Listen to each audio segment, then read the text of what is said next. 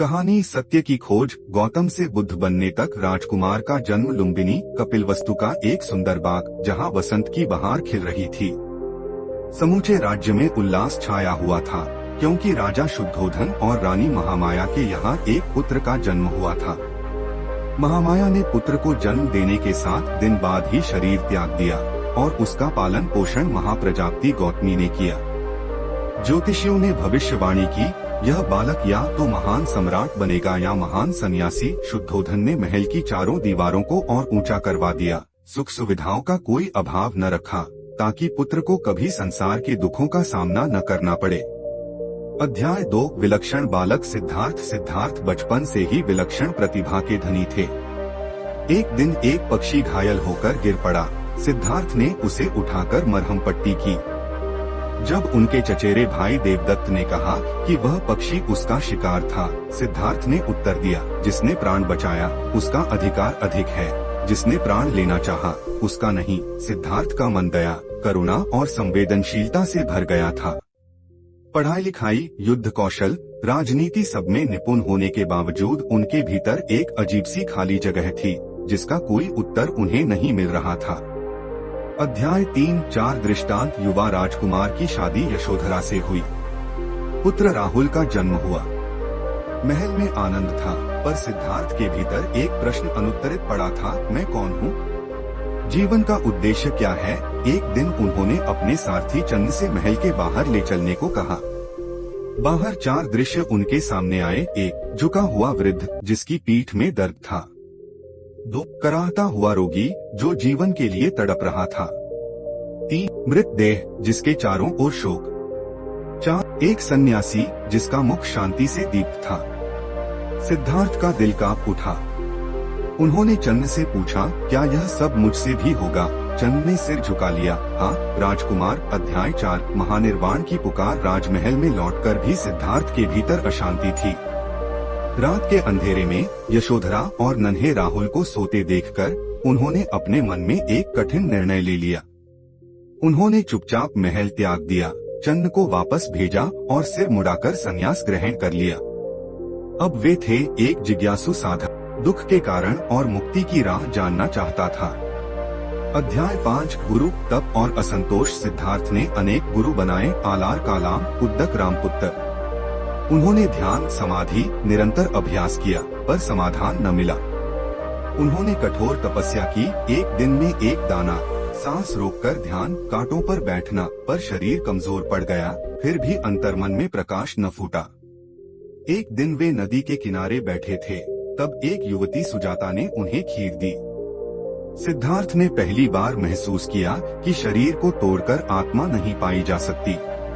अध्याय 6 बोधगया की रात। बोधगया में एक पीपल वृक्ष के नीचे बैठकर सिद्धार्थ ने संकल्प लिया, जब तक परम सत्य न मिले यहाँ से नहीं उठूंगा। रात्रि की शांति में उनके भीतर संघर्ष चला। मारा के विकार आए, काम, क्रोध, लोभ। मारा ने भय पैदा किया, मोह फैलाया, अहंकार जगाया, पर सिद्धार्थ अडिग रहे। पूर्णिमा की रात, तारा झिलमिलाए और उनके भीतर चिरंधकार टूट गया। अब वे बुद्ध जागृत बन चुके थे। अध्याय 7 4 आर्य सत्य और अष्टांगिक मार्ग। बुद्ध ने जाना, 1 जीवन दुखमय है। 2 दुख का कारण तृष्णा, इच्छा, लालच है। 3 तृष्णा का निरोध संभव है। 4 8 अंगों का मार्ग, समयक दृष्टि, समयक संकल्प, समयक वाक, समयक कर्म, समयक आजीविका, समयक प्रयास, समयक स्मृति, समयक समाधि ही मुक्ति की राह है। अध्याय 8 बुद्ध धर्म की शुरुआत। बुद्ध ने सारनाथ जाकर 5 साधुओं को पहला उपदेश दिया। यह धर्मचक्र प्रवर्तन कहलाया। उन्होंने कोई पूजा, बलि, यज्ञ, जाति भेद, ईश्वर पर विश्वास नहीं मांगा। उनके धर्म का आधार था करुणा, अहिंसा, आत्मनिरीक्षण, मध्यम मार्ग, अनुभव आधारित सत्य। उनके धर्म में सभी का स्वागत था, शूद्र, स्त्री, गृहस्थ, व्यापारी, भिक्षु, राजकुमार। अध्याय 9 अन्य मतों से भिन्नता। 1 वेदोपनिषद की तुलना में, जहाँ वेद कर्मकांड, यज्ञ, ईश्वर की उपासना पर केंद्रित थे, बुद्ध ने सीधे दुख के कारण पर प्रहार किया। 2 जैन धर्म की तुलना में, जैन धर्म में अत्यंत तपस्या, नग्नता, शरीर की उपेक्षा पर बल था। बुद्ध ने मध्यम मार्ग चुना, जिससे जीवन में संतुलन बना रहे। 3. लोक आस्थाओं की तुलना में बुद्ध ने आत्मा, परमात्मा, पुनर्जन्म जैसे प्रश्नों को अनुत्तरित छोड़ दिया। उनके लिए व्यावहारिक समाधान महत्वपूर्ण थे। अध्याय 10 धर्म का प्रसार। बुद्ध ने 45 वर्षों तक मगध, कौशल, काशी, वैशाली, कपिलवस्तु, श्रावस्ती, राजगृह में उपदेश दिए। राजा बिम्बिसार, अजातशत्रु, अंगुलिमाल, आम्रपाली, अनाथपिंडद सभी उनके अनुयायी बने। स्त्रियों के लिए संघ की स्थापना कर उन्होंने समाज में क्रांति ला दी। उनकी वाणी सरल थी, न ब्राह्मणों की जटिल संस्कृत, न दार्शनिकों की उलझी भाषा। वे पाली में बोले जो आम जन की भाषा थी। अध्याय 11 महापरिनिर्वाण। कुशीनगर में 80 वर्ष की आयु में बुद्ध ने महापरिनिर्वाण प्राप्त किया। उनके अंतिम शब्द थे, भिक्षुयो, सब अनित्य है, अपने उद्धार के लिए परिश्रम करो। उनके शिष्य महाकश्यप ने उनके उपदेशों को संग्रहित किया। आनंद ने उनके वचनों को याद रखा और उनका धर्म पूरे एशिया में फैल गया।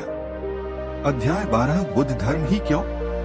सिद्धार्थ को बचपन से यह एहसास था कि दुख केवल एक व्यक्ति का नहीं, समूची मानवता का सत्य है। जब उन्होंने जीवन की अस्थिरता देखी तो उनका हृदय करुणा से भर उठा।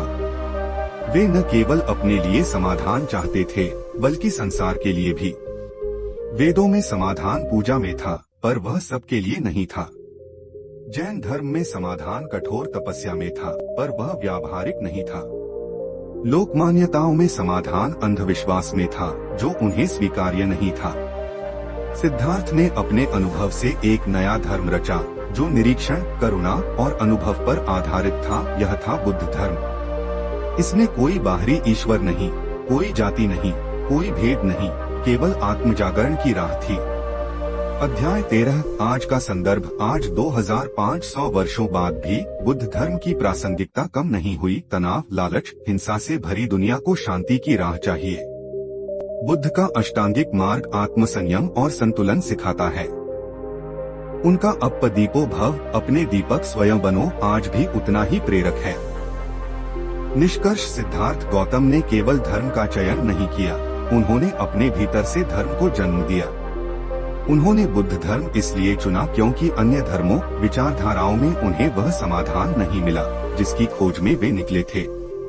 उन्होंने पाया कि जीवन में दुख अटल है, पर उसका कारण और समाधान खोजा जा सकता है, और यही उन्होंने दुनिया को दिया, एक मार्ग जो केवल आस्था पर नहीं, अनुभव और करुणा पर आधारित था।